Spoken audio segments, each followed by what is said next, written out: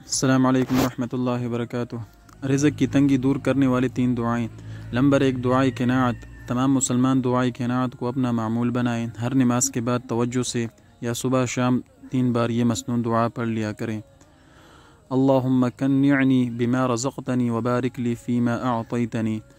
ترجمہ: اے میرے پروردگار، آپ نے جو روزی مجھے دی ہے اس پر مجھے قناعت یعنی سرچشمی، اطمینان، خوشی اور کفایت عطا فرما دیجیے، اور آپ نے جو کچھ مجھے دیا ہے اس میں میرے لیے برکت عطا فرما دیجیے۔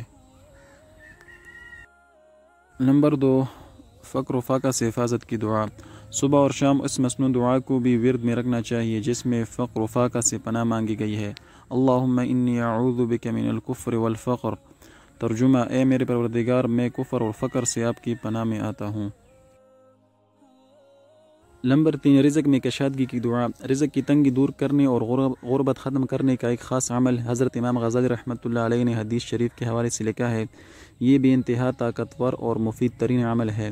امام غزالی رحمۃ اللہ علیہ لکھتے ہیں، ایک شخص حضور اکرم صلی اللہ علیہ وسلم کے پاس آیا کہ مجھ سے دنیا نے پشت پھیر لی ہے اور میں تنگ دست ہو گیا ہوں۔ آپ صلی اللہ علیہ وسلم نے فرمایا کہ تو فرشتوں کی نماز اور مخلوق کی تسبیح کیوں نہیں پڑھتا؟ اس سے تو لوگوں کو روزی ملتی ہے۔